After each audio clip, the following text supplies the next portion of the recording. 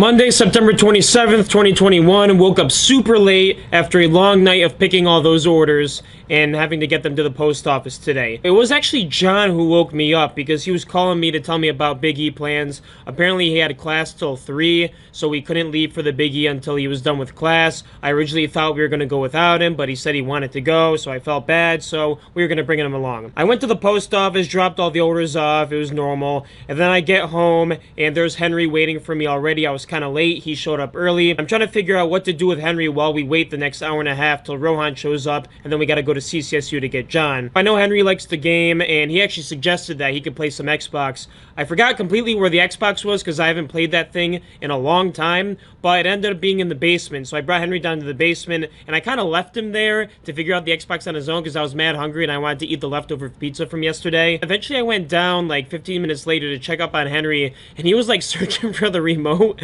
and he couldn't find it. So I was like, oh damn, I'm sorry Henry, I'll help you find it. And we couldn't find it anywhere in the basement. Usually Marek leaves it on the ground, or Monica leaves it on the ground when they have their significant others over to watch TV. They watch like weird shows like anime, other Netflix shows. I don't even know, I don't even want to ask. We couldn't find the remote, so Henry ended up using the Roku app on his phone. Thank God it worked. Henry was able to get the Xbox set up to play Battlefield. I went back upstairs to go heat up some pizza, and then I went downstairs and ate pizza while watching Henry play. I was feeling kind of gross, so I also went up to shower. When I was done showering, Rohan showed up. The three of us went to the car, and I realized that I left all my freaking books from the book sale over the weekend in the car, as well as some bubble wrap and other shipping supplies. So I was like, damn guys, can you help me move this stuff out of the car and put it in the house so that we could go? So they were nice enough to help me. I really appreciate it. Once we got all that stuff in the house, we drove over to CCSU to pick up John, zoomed all the way to the Big E. Usually with Rohan in the car, we throw on some banger tunes, like some EDM techno dance music stuff, but I wanted to give Henry a little something, so we threw on The Whale, or was it 104.9, one of those radio stations with classic rock, alternative rock. Henry was jamming out. I mean, Henry doesn't show when he's jamming out, but you know Henry's jamming out whenever it's his music playing. We got to the Big E road, and the traffic wasn't too bad, honestly. We saw a bunch of parking spots that were offering 10 bucks, and then like 15 bucks, and finally I saw this lady standing with a sign that said $5,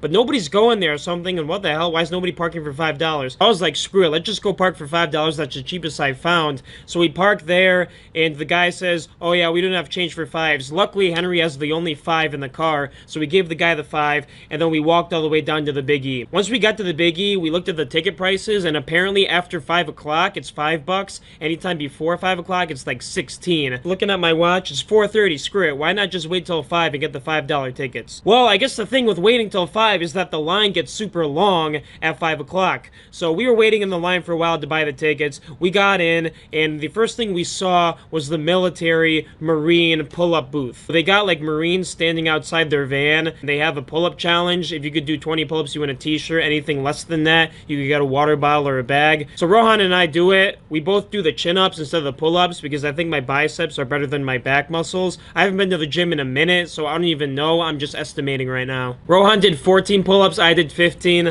Ha, got you, Rohan. Nah, it's both pretty good. We watched this really strong guy who was able to do 20 like it was nothing. Then Dan showed up. It's really cool hanging out with Uncle Dan because he's literally down for anything, and he's really funny too. He actually participated in the pull-up challenge, and he did 10 pull-ups. This is crazy because he's got a lot of body weight. He hits the gym. I only thought he would do like powerlifting stuff, but he's got good upper body strength if he's able to do pull-ups like that. After that whole ordeal though, Ron and I were feeling like sore thumbs. It was really bad. I haven't hit the gym in a really long time, and that type of workout just really drained me. However, we were able to fuel ourselves back with the chocolate shake booth. That place is so freaking good. They not only got chocolate shakes, they got strawberry shakes and vanilla shakes, and it's only $2 a cup. Those are literally the best shakes I've ever gotten in my life. I had to get one of each flavor, and I'm telling you, every single flavor was unique in its own way, and it tasted freaking good. I think the 4-H Club hosts it, and they get a long line of people. I mean, luckily we didn't have to wait in line that long. Those shakes were freaking worth it. By the time we got it, they were bubbly and everything. It put foam on my mouth when I was drinking it. Oh, so freaking good, dude. While we were drinking our shakes, we walked around the animals. We saw a bunch of cows. I noticed that there was some bulls, but apparently these bulls were actually steers. A steer is a castrated bull, so it's got like no cock,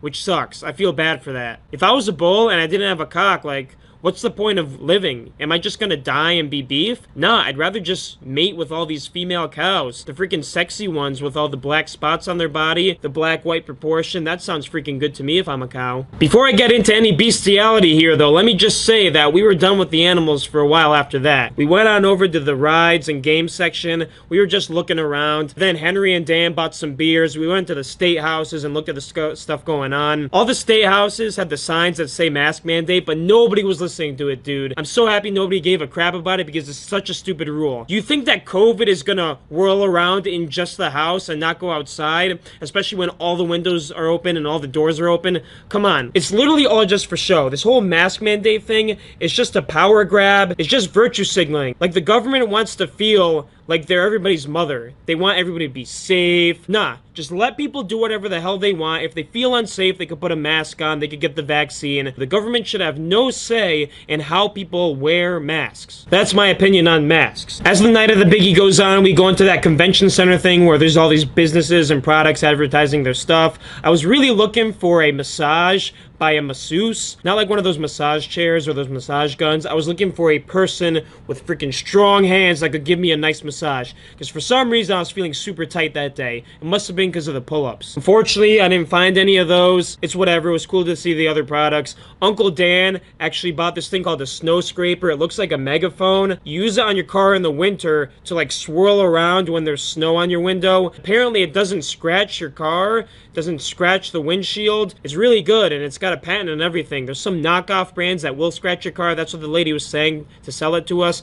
I didn't get one because I don't really ever use the snow scraper anyway. I kind of just use my hand. But Uncle Dan got one for himself. Apparently he's used them in the past and they're really good. I gotta admit, other than the shakes, I really haven't eaten anything yet because earlier today I ate all that pizza that was left over. So I was feeling full. I think Rohan and John got some stuff. I don't know what they got because I wasn't really interested in that. But they took it to the circus with them and we sat at the circus. The show started at 7 p.m. Thank God we walked by the circus at 6:55 because this was a dope-ass circus, dude. Before the circus started, there was this weird guy like trying to get us to clap in a certain sequence. He was actually successful, which is super dope. I participated in that. Then when the show started, they had this freaking ball made of metal, and there was 1, 2, 3, then 4 motorcycles who were riding around that thing like nuts. They must have been like inches from each other's wheels. I don't know how one does that. I don't even know how you train for that without getting injured because that was super freaking dangerous. Then the next act I don't even want to talk about is a lady like making a horse run around in circles in the rink. I don't really care about that at all. Then there was this balance act where this guy was standing on this rolling cylinder thing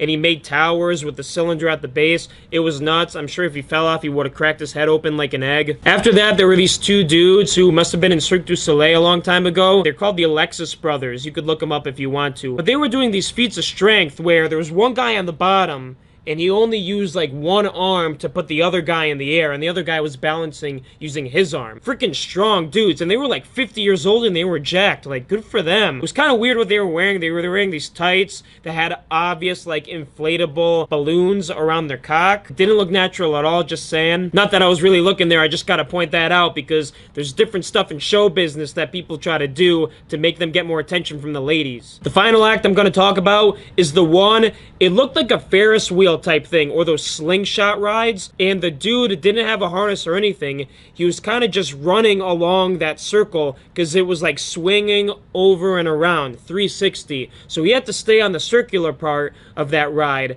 and as it went up he would have to like run along it to make sure he didn't fall. At one point he blindfolded himself, and at one point he also started jump roping, and I'm not kidding you, this dude almost fell. It did not look fake. It actually looked like he was about to fall, and I believe it because this dude was also 50 years old. I don't know what's up with the circus hiring all these geriatric patients, but it put on a good show for me in my opinion. After the circus we kind of walked around a bit more. I got a message from one of the Tinder girls that I met a week ago. She said she's had the biggie too, but I was in no mood to go meet up with her, especially with John Henry and Rohan there. Plus she's not even that good looking, so I just lied and I said, oh, I already left. And she was like, oh my god, I wanted to see you. Drove home listening to some more Henry jams, Dropped John off at CCSU. When I got home, I dropped Henry and Rohan off there. And then I didn't really do much at home. I kind of just went to the warehouse immediately to pick some orders and do some listing. Because tomorrow I have a guy named Bruno who's a repeat customer coming in at noon to pick up some books that came back from the Amazon warehouse. I look forward to seeing him. He's a really nice guy. He's a Starbucks manager, and he likes these dystopian fiction books that are hard to get. I hope I can get some more just so he could keep buying from me and coming into the store to see what's good. And that's about it for today. I had a really good time at the Biggie. I didn't think I was going to go this year, but I did. I love festival season, even though I don't go to many festivals. I look forward to the Apple Harvest Festival. I might even go to the Biggie again this weekend if somebody's down. We'll see. I'll let you know. You'll see it on the blog. Peace out.